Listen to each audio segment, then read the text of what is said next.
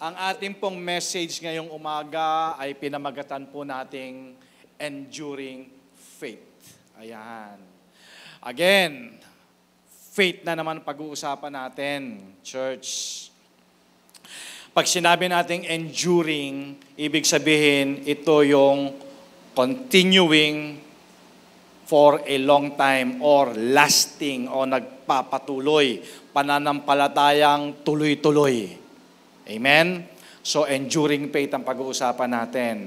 So, pag narinig mo yung faith, anong pumapasok sa isip mo?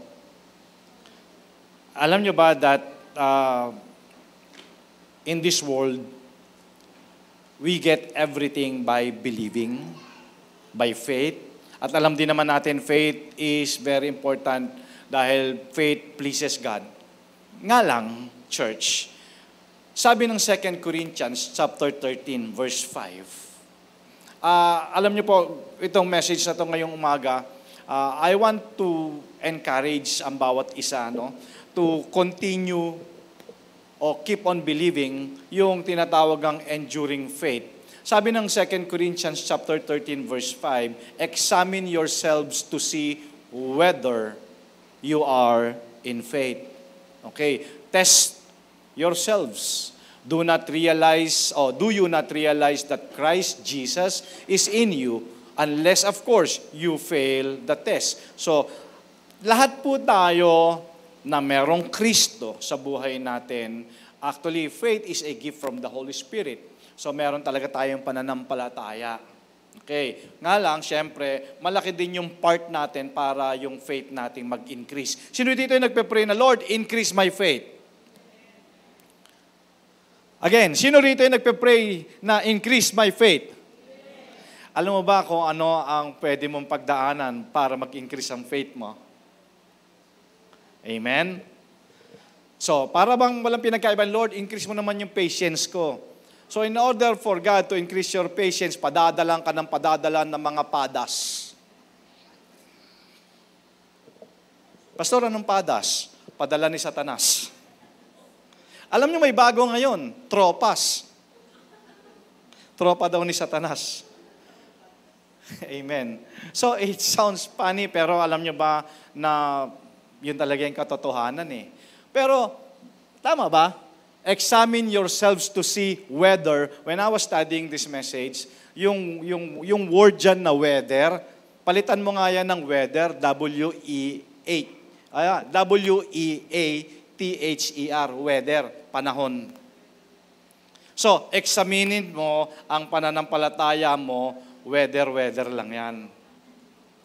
Amen? Examinin mo yung panahon mo sa bawat panahon. Kasi, church, madali manampalataya pag okay ang lahat. Tama ba?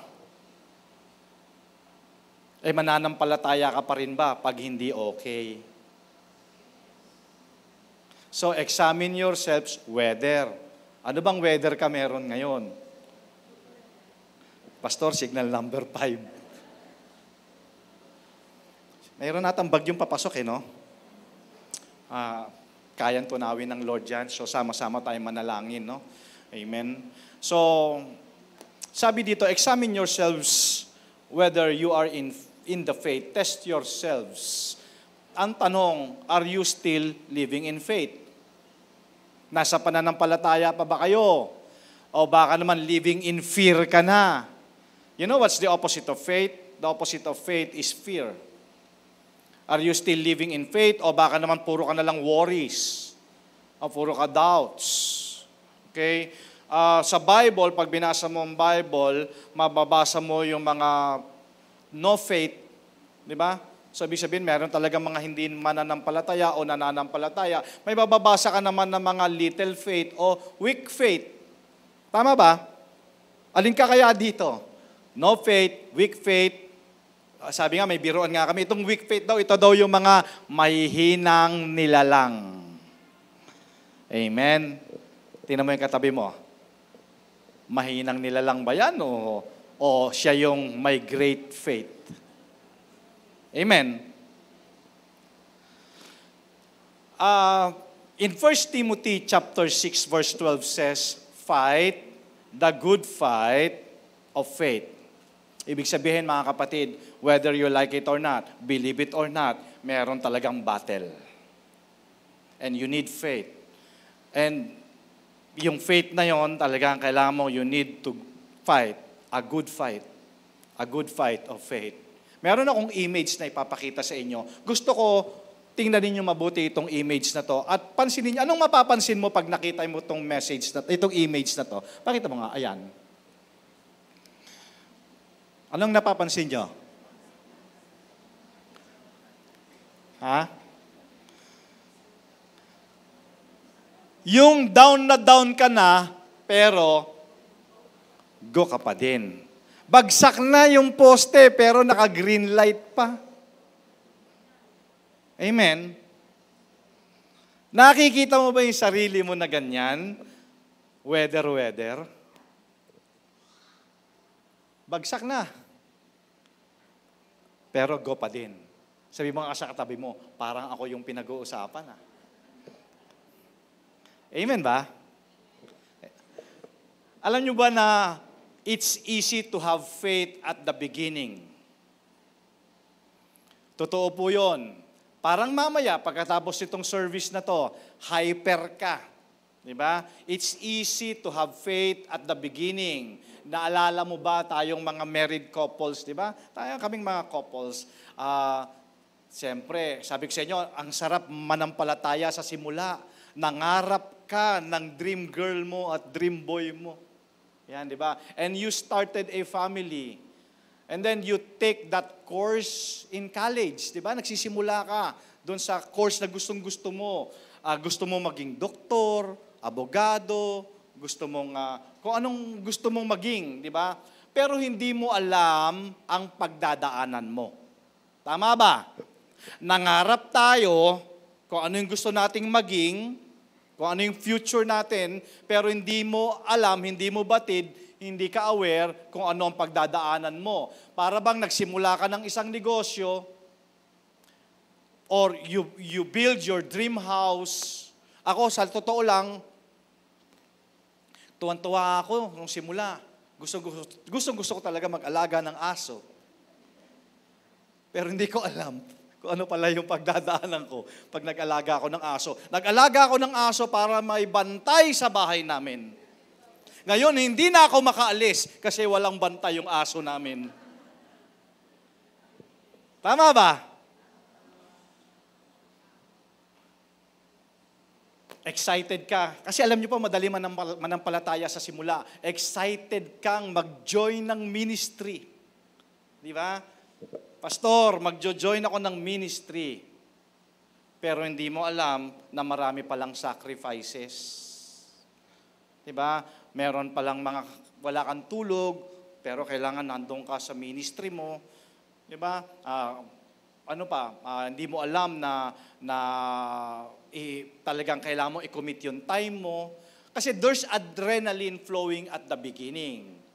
And it's also easy to have faith at the end. Tingnan nyo yung simula, madali manampalataya. Ganon din, church, doon sa pagmalapit ka na sa finish line. Pag nakikita mo, pag abot mo na yung pangarap mo, tanaw mo na yung pangarap mo. Diba? Parang, nabuboost yung pananampalataya mo. Alam mo ba kung ikaw ay successful today, sa anumang larangan, say for example, you're a businessman or you're a businesswoman o anumang larangan you are successful today. Alam mo bang maraming tao na gusto nila ang kalagayan mo? Gusto nila, ganun din sila kung ano yung meron ka. Gusto nila maranasan din kung ano yung nararanasan mo. Gusto nila successful din sila. Pero ayaw nila yung pinagdaanan mo. Tama?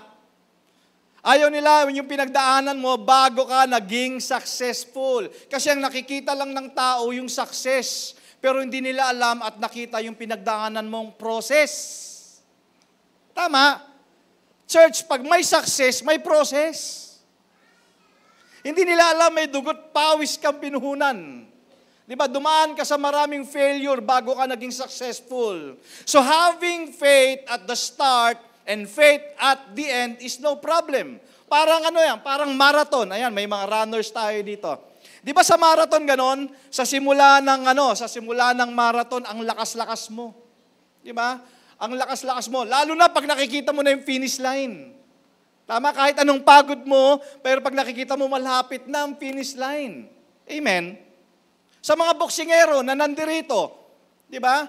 Say yung laban mo ay hanggang round 12. Yung first 3 rounds mo, ang lakas mo. Pero after that, hindi mo alam kung aabot ka pa ng round 12.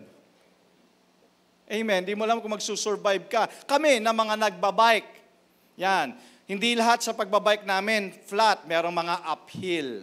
Di ba? Yung simula mong pataas, okay pa eh. Pero pag nandun ka na sa gitna, di ba, sabi nga nung kasama namin, kasi meron kaming may inaya kami magbike. Sabi namin, sama ka magbike, masaya. Nung umaakyat na, puro akyat na, sabi sa amin, akala ko ba masaya? Kasi there's adrenaline flowing at the beginning. Naalala ko nung bata pa po ako, when I was young, nung nagsisimula pa lang ako mag-drive ng sasakyan, kahit gisingin ako ng tatay ko ng madaling araw, ilalabas lang yung sasakyan sa garahe Abay, tayo agad ako niyan, tuwan-tuwa ako. Pero habang tumatagal na, ito ang problema ng maraming tao. Pag tumatagal na, you are starting to change the formula. Nagbabago, di ba? Kasi nakakabisa mo na yung routine. Okay? So, church, the real challenge is the enduring faith. Especially pag nasa gitna o nasa mata ka ng bagyo. Di ba? Sabi nga kanina, storm of life, problema. Sino bang walang problema dito? Yung wala pang problema, pwede na umuwi. Sabi mo nga sa katabi mo, akala mo ba ikaw lang may pinagdadaanan? Ako din. Di ba? Kasi ganun lagi tayo di ba? Lagi nating gina-justify yung feelings natin, lagi nating yung emotion natin. Ganun tayo. Ang real challenge to all of us is yung enduring faith. Pagka pakiramdam natin, parang tumatagal na ata yung panalangin ko, hindi pa rin sinasagot ng Lord Di ba? Nauubos na yung pondo ko, yung ATM ko, ayoko nang tingnan yung balance, di ba? Naalala ko may nabasa ako dati, sabi niyang ganon, sabi ng bangko, nag-message na sa kanya kasi parang doon sa record ata ng bangko, maya't maya nagche-check siya ng kanyang balance. Sabi ng bangko, gusto po naming malaman kung may problema po kayo doon sa account ninyo. Kasi napansin namin, check kayo ng check ng balance. Kung wala naman pong problema, sabihin ko na po, ang balance nyo po ay 23 pesos. So, church, yun ang problema diba sa atin, yung enduring faith. Nung naalala ninyo, tayong mga parents, excited tayo nung lumabas yung baby natin. Napaka-cute. Diba? Kasi sabi nga, madali man ang palataya at the beginning. Ang cute pag nakita mo. Pero habang lumalaki na siya, iniisip mo, kaya ko kaya pag-aralin itong anak ko? Mapoprovide ko kaya ang pangangailangan niya? Diba? Pinanghihinaan na tayo ng loob. Diba? In the process. Buti na lang, may Philippians 4:13. Sabi sa Tagalog, ang lahat ng ito'y magagawa ko dahil sa lakas na kaloob sa akin ni Kristo. Amen? Alam mo, I can do all things through Christ, the source of my strength. Talagang buti na lang talaga, pag nanghihina tayo, pinalalakas talaga tayo ng Panginoon. Meron talaga siya laging available. Kaya sabi ng Lord, my grace is sufficient for you. So the mistake we make is we get easily discouraged. At ang pinakamadaling gawin ay mag-quit. Tama? Pag may problema tayo, pinakamadaling gawin, mag-quit. Pag may problema, ayoko mag-church. Kunyari, masama pakiramdam ko. Tama, di ba? Niloloko natin sarili natin. Gusto natin mag-quit. At hindi mo ba alam, pag ginawa mo yon, you're losing the battle. Pero pastor, paano mo malalaman kung nasa kalagitnaan ka ng trouble right now? Well, kung may problema ka ngayon, nasa kalagitnaan ka. Amen. Kasi alam nyo ba na ang end result ng faith is not enduring, but enjoying the promise? Pag binasa mo yung Bible mo, naalala mo nung inutusan ni Jesus yung mga disciples niya, church again, ang tanong, Pastor, paano ko malalaman kung nasa middle ako ngayon ng problema? Simple lang, may problema ka ngayon.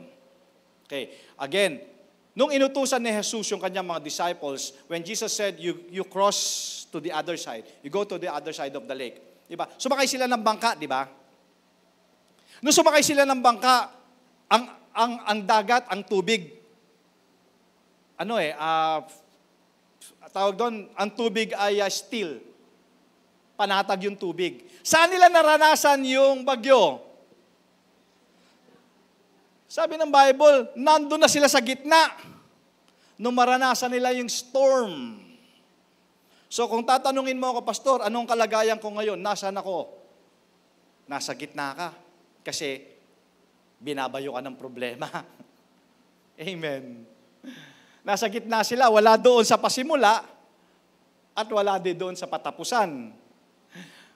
God never promised that we would reach our destiny without opposition, without disappointments, without failure. Kaya anong sabi ng 1 Peter chapter 4 verse 12, Dear friends, do not be surprised at the fiery ordeal. O huwag kayong masurpresa sa mga painful experience that has come on you to test you. So pagsubok lang pala. Okay, as though something strange were happening to you. Huwag kayong masurpresa kasi, di ba nga pinaalala ko na sabi ni Jesus, di ba sabi ko sa inyo, in this world there will be trouble. Ano ba kayo? Bakit ba hanggang ngayon, 5 taon, 10 taon, 20 years, 30 years ka ng Kristiyano, bakit hanggang ngayon, para ka pa rin nasusurpresa pag may problema? Parang ganun lang ibig sabihin nun, church. Don't be surprised. As though something strange were happening to you. At para bang ikaw lang ang nakaranas niyan. Alam mo ako, pag meron ako nakakausap, even sarili ko, like kong sinasabi, pag meron akong pinagdadaanan, hindi lang naman ako may pinagdadaanan eh. Hindi lang naman din ako may problema. Hindi ko nga alam baka itong katabi ko, mas malaki pa problema sa akin. Alam niyo ba, isa sa naka-encourage sa akin, just recently, when I was facing some sort of problems, alam mo, ang ano sa akin ng Lord, ang comfort sa akin ng Lord, anak, buti nga ikaw, yan lang ang pinagdadaanan mo eh. Gets nyo? Buti nga anak, ikaw, masakit lang ipin mo, pero nakikita mo yun, may cancer. Gets nyo? Now, I know, you can have faith at the start, and I know you can have faith at the end. Pero ang question ko is, paano ang pananampalataya mo in the middle? Pag ang mga bagay-bagay hindi nangyayari as you expected. Tingnan nyo to church. Ito yung key. Pag ang Lord nag-put ng dream sa puso mo, okay, tingnan, ano ba yung mga dreams sa heart mo? Babalik ka mo, ano ba yung mga pangarap mo? Sabi ng Lord, sige, ibibigay ko yung desire mo.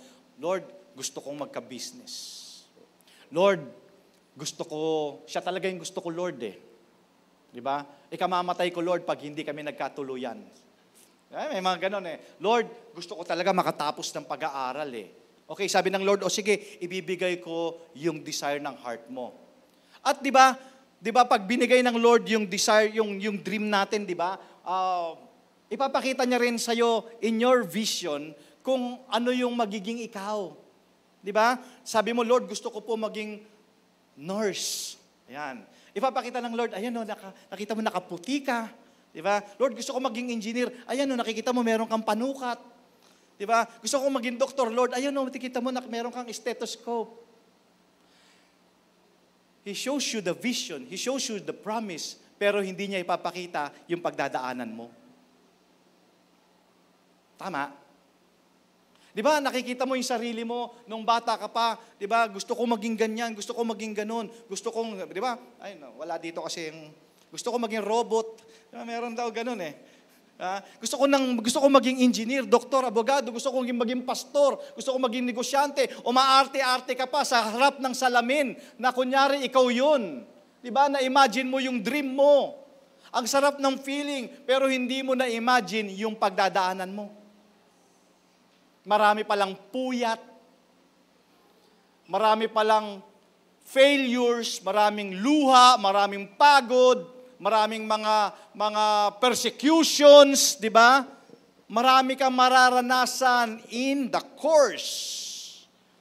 Kasi kung ipapakita ng Lord sa atin yung pagdadaanan nating proseso, baka wala na sa atin ang sumubok kasi ayaw natin ng problema. I'll give you illustrations. Ito, illustrations tayo sa sinasabi ko para mas lalo nyo makuha. Sa Bible, pag binasa mo, yung anghel nagpakita kay Mary. To the young teenage girl named Mary. Okay. Now, anong sabi ng angel kay Mary? Mary, you are highly favored. Wow. Ang sarap, di ba? Pero mo nagpakita yung anghel, sabi siya ng anghel, merong pabor ka nang nanggagaling sa Diyos. Ikaw ay magkaka-baby. Oh, no, kaka-baby ako pero without a partner, ha? Kasi you will conceive a baby from the Holy Spirit. Okay. At tatawagin siyang Savior of the world. Grabe naman, chosen, napili siya si Mary. Okay, pinakita ng Lord na siya ay magiging nanay ni Kristo. Di ba? At syempre, si Mary, we honor, we respect Mary dahil siya ay ginamit ng Panginoon and she'll be admired through generations to come. So, ano pakiramdam ni Mary? Excited, di ba? At hindi siya makapaniwala, totoo ba to? Totoo ba talagang nangyayari to? Pero years later, marahil siguro sabi ni Mary, Lord, hindi mo naman nasabi sa akin na ito palang baby na to ang magiging dahilan para magkaroon kami ng LQ ni Joseph. Tama. Hindi mo naman sinabi sa akin, Lord, na manganganak ako doon sa sabsaban. Lord, hindi mo naman sinabi sa akin na 2 taon ako magtatago kay Herod. Kasi gusto niya ipapatay yung mga babies. Diba? Lord, hindi mo naman sinabi sa akin na ito palang baby, si Kristo na ipapanganak ko will be mocked, ridiculed, mistreated, at papanoorin ko siya habang namamatay doon sa cross. Gets nyo? It's all part of enduring faith, my friend. So dapat hindi tayo nabubuhay in discouragement.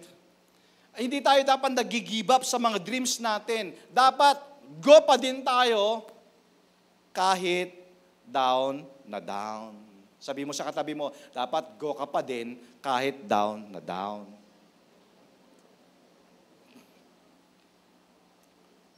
Favorite mo yung sinabi ng Lord Jeremiah 29:11. Grabe naman. Talagang nagpagawa ka pa ng t-shirt, may sticker ka pa, di ba? Talagang isinulat mo pa sa kung saan part ng bahay mo. For I know the plans I have for you, says the Lord.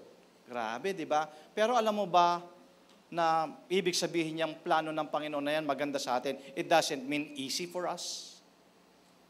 Sabi ng Lord, anak, nakikita mo ba yung sarili mo? Makakagraduate ka ng LTP.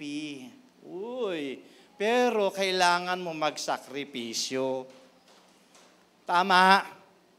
In the process, oras de peligro, maghihintay ka ng klase mo. Tama. Kasi ang gusto lang natin success, pero ayaw natin ang process. Amen. Yun ang problema natin. Ayaw natin ng sacrifice. Gusto natin lagi komportable. Ito yung nangyari kay Joseph. You remember Joseph the dreamer? Ang sabi ng Lord kay Joseph, okay, di ba nanaginip siya eh? Sabi ng Lord sa kanya sa panaginip, okay Joseph, ikaw ay magro-rule ng isang nation. At yung mga brothers mo, yung mga kapatid mo would bow down before you. Grabe. And God showed him the end. Diba? You will rule a nation, sabi ng Panginoon sa kanya. Sa sobrang excitement ni Joseph, kinuwento niya nga to sa mga kapatid niya, kaya nga nagselos sa kanya eh. So yung pangako na yun, nagpinlant ng Lord sa puso ni Joseph. Pero ang hindi sinabi ng Lord kay Joseph at hindi pinakita ng Lord kay Joseph, yung pagdadaanan niya. Years later, when Joseph was ruling the nation of Egypt, siyempre siya na yung isa sa mga most influential people of his day. I can imagine, marahil siguro sinasabi ni Joseph, Lord, sabi mo sa akin, I will rule a nation and I would take the throne, pero hindi mo naman sinabi sa akin na magseselos pala yung mga kapatid ko at itatapon ako doon sa balon. Remember the story? Pinakita mo sa akin yung kingdom, pero hindi mo naman sinabi sa akin na ibebenta pala ako ng mga kapatid ko into slavery. Hindi mo rin sinabi sa akin that I would be falsely accused doon sa bagay, makukulong ako na hindi ko naman ginawa. See? Madali manampalataya sa simula at saka sa katapusan. Pero kumusta ka sa kalagitnaan? Kailangan, mga kapatid, go ka pa din kahit down na down. Amen. You need to fight a good fight of faith. Kung si Joseph nandito ngayong araw na to, sasabihin niya sa'yo, huwag ka ma-discourage. Don't give up. Kahit na life doesn't make sense. Basta binigay ng Lord yung promise na yun sa puso mo, just fight a good fight of faith. Kahit na nakikita mo, ibang direction yung pinupuntahan, trust God. Trust God. Trust God kung ano man ang nangyayari sa'yo. It's all part of God's perfect plan. See, sa simula, it's fun. Yung katapusan, exciting. Pero yung kalagitnaan, it's hard. Tama, naalala ko, true story. Mga nanay, ayan sa simula, maganda. Sa katapusan, exciting. Sa gitna, mahirap. 'Di ba? Kayo mga nanay, pag manganganak. 'Di ba? In the beginning, syempre, si tatay at si nanay, in the beginning, it's fun. Tama? It's fun. Patakbo-takbo pa, takbo-takbo, naghahabulan pa yan. 'Di ba? Naghahabulan pa yan. Maniwala kayo. Yan. Kukurutan, it's fun. Tapos nabuntis si mami. Tapos nagle-labor na. I remember, meron akong kilala, every time nagle-labor siya, sinasabi niya, ikaw talaga, last na to. Pero taon-taon, buntis. Kasi nga, it's fun in the beginning. And it's exciting at the end. Diba? Kasi nga, pag nakita niya na yung baby niya, para na siya nakakita ng isang anghel. Di ba? Alam mo ba nung nakita ka ng nanay at tatay mo ng baby ka, para sila nakakita ng anghel? Tama. Amen.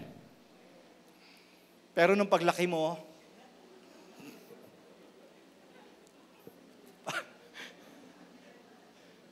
ikaw ang nagsabi niya na,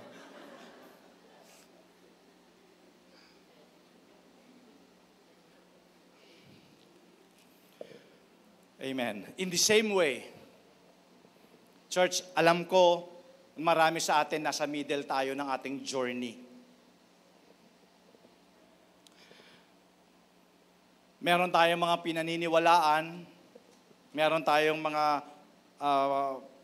dreams na nilagay ng Lord sa mga puso natin, yung mga desires ng heart natin. Pero nadi-discourage tayo over time. Kasi nga, nandyan si devil, pinifeed yung mind natin, sinasabi niya, hindi mangyayari yan. Di ba? Ayan. Tapos, sa buhay natin, ayan nga, may mga tropas, may padas, di ba? Pero alam nyo ba kung ano yung pinangako ng Panginoon sa atin? Naririnig nyo lagi sa akin ito, just keep believing. Tuloy yun. Basta ka naaayon yan sa kalooban ng Panginoon. Sa will ng Lord, tuloy yan. Amen? So, yung process ng healing, yung process ng breakthrough, it's already on the way. Naniniwala ako. Naalala ko tuloy, this is very true Sabi mo kanina, Pastor, paano ko malalaman kung nasa middle ako? Nasa middle ka, church, pagka matindi na yung problema mo, may problema, pero habang patindi ng patindi, patapos na yon. Alam niyo ba kung bakit patapos na? Pag ang problema, patindi ng patindi, patapos na yon. You know why? Kasi the devil is fighting harder. The devil is fighting harder kasi matatapos na yon. Kaya maglalagay na siya ng mga doubts sa mind mo, madi-discourage ka na, and then gusto mo na mag-quit. Pero alam mo ba, yun yung mga panahon that you are closer to your breakthrough. Kaya lagi namin sinasabi, the more na ikaw may problema, the more na dapat kang lumapit sa Panginoon. Okay, sige. Pag-usapan natin. Sige, lumayo ka kay Lord. Marami sa inyo sumubok ng ganun Diba? Nung matindi yung problema, lumayo kay Lord. Nasaan ka ngayon? Ano sabi ni Peter? Lord, saan man ako pupunta kung iiwan kita? Saan ka nga ba pupunta kung lalayo ka? Sabi ko lagi, pag lumayo ka, pinahaba mo lang yung pain. So, mas maganda, do your part. Fight a good fight of faith. Na kahit down ka na, go ka pa din. Sabi mo nga ulit sa person next to you, kahit down ka na, dapat go ka pa din. Di ba? Binigyan ka ng dream ng Lord sa heart mo Ipinakita ng Lord yung katapusan mo. Di ba? Naalala mo si David? Sabi ni David, okay David, ikaw ay magiging hari ng Israel. Pero hindi naman sinabi ng Lord na meron palang Goliath. Galing, no? Mayroon pala siyang Goliath na harapin. Amen? Face to face. Kasi, alam niyo ba, minsan nililep ni Lord yung details. Diba? Lord, hindi mo naman sinabi na papatayin pala ako ni Saul. Pag pinag-aralan nyo, great heroes of faith sa Bible, one common denominator will be yung kanilang enduring faith. When it looked impossible, when the promise seemed a long way off, they kept moving forward, knowing that it was a part of the process. Minsan, hindi sinasabi sa atin ng Lord yung detalye, on purpose. Kasi kung alam natin lahat ng detalye, malamang church, malamang hindi ikaw yan ngayon, kung ano ka ngayon. Kasi alam niyo ba kung bakit? Kasi sa pagsubok tayo tumatatag. Dahil gusto natin lagi komportable. Amen? Nung sinabi ng Lord sa bayan ng Israel, dadalhin ko kayo sa promised land. Alam mo ba ang ibig sabihin ng promised land? Lupang pangako, kung nasaan ang milk and honey na sinasabi nila. Diba? Sabi ng Lord, okay, sige, dadalhin kita doon sa bansa na gusto mo. Okay, parang sabi sa mga Israelites, dadalhin ko kayo doon sa promised land. Okay, now, ipinakita ng Lord sa kanila yung destination. Ito, nakikita nyo ba yung mga grapes? O ano yung sabi ng Bible? Naalala nyo? Yung grapes daw, yung, ano tawag sa ganun? Yung isang bugkos ba tawag doon? Isang bugkos na grapes, bit-bit ng ilang tao. Ganun kalaki yung grapes kasi lalaki ng pakwan. Grabe naman. Sinong ayaw dito na makarating doon sa lugar na ang grapes kasi laki ng pakwan? Imagine niyo gano'ng kalaki yung pakwan. So, sabi ng Lord, dadalhin ko kayo sa promised land. So, sabi ng Lord, sige na, simula na kayo, maglakbay na kayo. Excited sila, di ba? Nung naglalakbay sila, at nasa isip nila, parating kami sa promised land. Pero, sinabi ba ng Lord along the way na, it's a prank?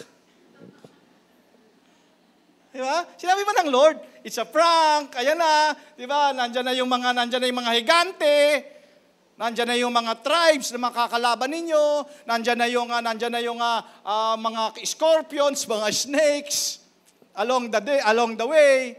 Di ba? Pero alam nyo ba, dahil nga binigay ng Lord yung dream na yun sa heart mo, Anong ginawa ng Lord sa bayan ng Israel? God supernaturally provided for them. He gave them manna. Hindi ba? Imagine mo, grabe sabi ko, Lord, siguro, maniwala kaya ako patuloy sa iyo kung nabuhay ako nung panahon nila na nakikita ko yung kakainin ko bumabagsak sa langit? Grabe yung experience nila, no? Each day, ganun yung pinaranas sa kanila ng Panginoon. Kaya no wonder ang sabi ng Lord, when you pray, sabi mo sa Lord, Lord, give us this day our daily bread. Kaya pala sabi ng Lord, daily bread ang hingin mo, huwag kang hihingi ng monthly bread. Kasi gusto kitang makausap daily. Di ba kasi yung gusto ng Lord, bigyan mo na yung supply ko for the year 2025. Di ba? Hindi, daily bread talaga eh. Ano ginawa ng Lord sa kanila? Hindi niya sinabing, okay, punta na kayo sa promised land. Tapos nanonood si Lord, it's a prank. Pero pinortektahan ng Lord sila sa kanilang mga enemies, much bigger and more powerful. Nung nag-change ng mind si Pero, di ba, hinabol niya ulit yung mga Israelites. At dumating yung mga Israelites doon sa dead end. You remember the story? Dumating sila doon sa dead end, nakita nila sa harap nila, Red Sea. Siguro sabi ng sarili nila, wala na, dead end na, tapos na kami. But God supernaturally parted the waters. Hinati ng Diyos ang Red Sea and took them through on the dry ground. Church, again and again, ipinakita ng Diyos yung favor niya sa kanyang mga anak. Like the Israelites, along the way, sir, ma'am, church, you'll face situations like them para bang mukhang imposible. Nakikita mo, patindi ng patindi ang opposition. Ayan. Much stronger. Pero instead of being discouraged, be encouraged. Stay in faith. Kasi hindi ka iiwan ng Diyos. Maaaring merong Red Sea, dead end sa life mo. Wala ka nang mapupuntahan. It seems na parang stuck up ka na doon sa situations mo, pero may good news ako sa'yo. Ang good news ko sa'yo, the Lord, the God, na naghati ng Red Sea sa bayan ng Israel, siya din yung Diyos na sinasamba natin today. That He knows how to make a way when there seems to be no way. Yun yung church eh. Yung sa tingin mo imposible, wala na, dead end na, pero kayang-kayang gumawa ng Diyos ng daan eh. He can make a way when there seems to be no way. Sabi ng Isaiah 43 verse 2, when you go through deep waters, I will be with you. Lagi mong tatandaan, kasama mo ang Panginoon. When you go through rivers of difficulty, you will not drown. When you walk through the fire of oppressions, you will not be burned up. The flames will not consume you.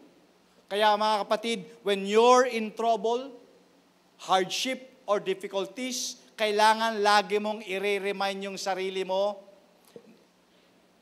turuan mo yung sarili mo. Kung ikaw man meron kang pinagdadaanan ngayon, overwhelmed ka, pakiramdam mo nga, hindi mo kaya eh. Alam mo, remind mo yung sarili mo lagi na lilipas din to. Yung mga troubles sa life ko, hindi ito permanente. This is not permanent. The sickness, this is not permanent. The loneliness, this is not permanent. It's just a step along the way. Ibig sabihin, kasama lang ito ng proseso. Pero pag hinayaan mo kasi mga kapatid, na ikaw ay lagi na di-discourage, and then you'll settle doon sa situations na yon, magiging permanente kasi yan. Kaya choice mo pa rin eh. Choice mo pa rin kung maniniwala ka na itong nangyayari sa buhay mo ay permanent, ay temporary lang. Kasi maraming mga tao, ito yung nami-miss nila. They give up everything. Or they gave up in the middle. Kaya dapat church, keep moving forward tayo. Keep moving forward. Nung si Joseph, balikan natin yung story ni Joseph, pwede niya namang sabihin na, parang hindi na mag-workout yung dream na binigay sa akin ng Lord. Kasi ito nga ako, slave ako in prison. Sabi niya, magrurulo ako ng nation. Pero hindi niya alam, kumikilos pala ang Panginoon behind the scenes. Alam mo ba na ang Lord nagwo-work behind the scenes sa life mo? Yung mga bagay na tingin mo ay limitado na, pero nandun pala si Lord sa unlimited. Di ba? Sabi ni David, mukhang hindi ko na matitake yung throne kasi bata pa ako. Diba? Tapos wala, yung pamilya namin hindi pa kilala, wala naman ako experience, pero hindi kasi, church, hindi kasi nakadepende. Hindi nakadepende kasi yung naiisip natin sa kayang gawin ng Diyos. Diba? Remember Abraham. Diba? Siguro sabi ni Abraham, imposible na kami magkaanak ng asawa ko. Diba? Kasi matanda na kami pareho. Pero pag sinabi ng Lord, sinabi niya. Hindi magbabago yon. Alam mo ba na ang katotohanan ng buhay, we all have days of trouble, days of disappointment, and days of opposition. But the same God that said there will be a day of trouble, also when that trouble comes to an end. Maaring ikaw ngayon ay nasa difficulty, pero kailangan mong i-encourage ang sarili mo na lahat ng ito ay temporary lang. Sabihin mo sa sarili mo, itong problema na to, may expiration date. Amen? Nasubukan mo na ba lagyan ng expiration date yung problema mo? Mamaya, pag uwi mo, ilista mo lahat ng problema mo, on the right side, lagyan mo ng expiration date.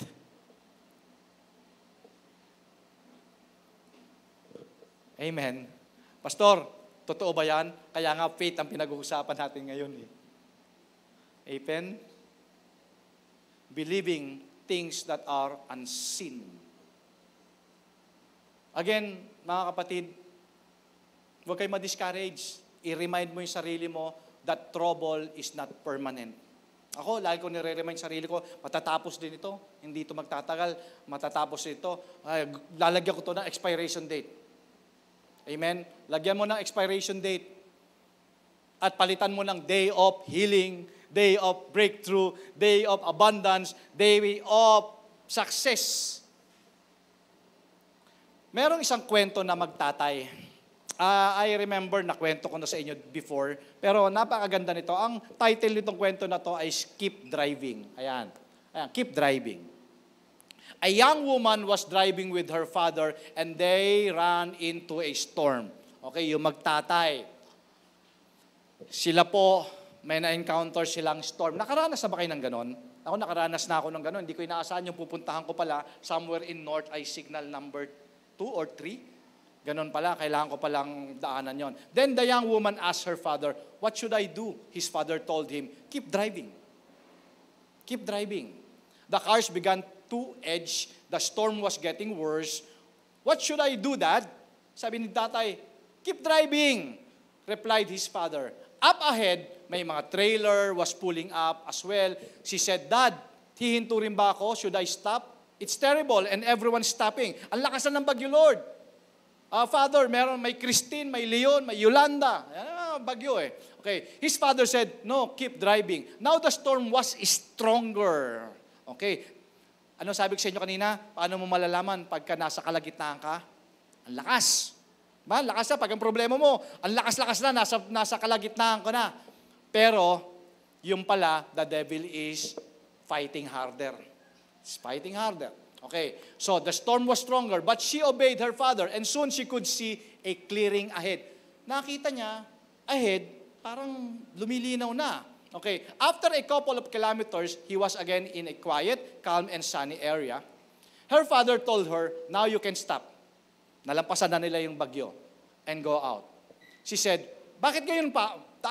Daddy, bakit ngayon pa? Ba't ngayon mo ako pinahinto?" Okay, and he told her, "When you go out, tingnan mo sa likod mo." Bago ka natin continue, tingnan mo ngayon mga nasa likod mo. Tingnan mo yung nasa likod mo. Hindi yan yun. Hindi yan yun. Pero meron tayong mga kilala na ganon. When you look back, all the people who surrendered are still in the storm. You did not give up and your storm is behind you. Tama ba? Yung sumurrender, nandun pa sa loob ng storm hanggang ngayon. Anong sabi ko sa inyo? Pinahaba mo lang yung storm, yung pain. If you're going through hard times, remember, even if everyone else, even the strongest, stops or gives up, you keep driving. You keep going because soon your storm will end and the sun will shine and shine on you again. Wow. Grabe, no? Kaya, kung ikaw man ay pinagdadaanan ngayon, kapatid, don't panic. Sabi mo sa katabi mo, kalma lang. Amen. Sa pa nga, kalma lang. Sige, at least 5 people next to you. Kalma lang, ha? Kalma lang. Kalma lang. Kalma lang. Because your day of deliverance is coming. Your day of freedom, your day of joy, your day of victory is on the way. Don't panic. Alam nyo ba, nung si Jesus ay natutulog doon sa bangka, at ginigising siya ng kanyang mga disciples during the storm, ginigising siya, tama? Alam ko naman, nagtutulog-tulugan lang si Jesus. Ang sabi pa nga ng mga disciple, Lord, wala ka bang pakialam? Mukhang mamamatay na tayo dito sa bagyo. You know, what's the reason bakit hindi siya tumatayo? You know why? Alam mo ba, bakit hanggang ngayon, pakiramdam mo, wala si Lord? Alam mo ba't hindi tumatayo si Lord nung ginigising siya? Kasi alam niya, kaya mo. You need to fight a good fight of faith. Na kahit down na down ka na, go ka pa din. Amen? Tayo nga po tayo. Kahit down na down ka na, grabe. Sino ba sa atin walang pinagdadaanan dito? Pero sabi sa akin ng Lord, hindi naman ikaw ang unang taon dumaan dyan eh. Pero look back, yung mga nag-surrender, yung mga nag-give up, nandun pa din. Just keep driving. Keep moving forward. Alam ko, hindi madali, pero you need to fight a good fight of faith. Amen? May I request your eyes closed for a moment? Eyes closed.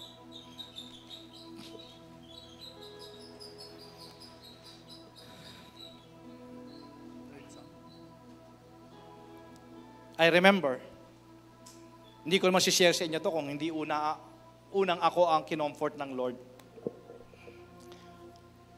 Hindi ako pwedeng mag-give up eh. Hindi ako pwedeng mag-breakdown. I need to keep moving forward.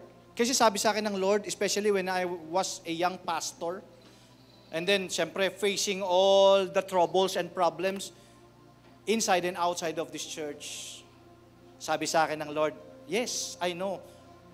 Hindi dahil sa hindi ako tumatayo o gumigising nung sabi mo, Lord, gising doon sa bangka. Hindi dahil sa I'm uninterested about your situation. Pero sabi ng Lord, because I know you can handle that. Just you need to fight a good fight of faith.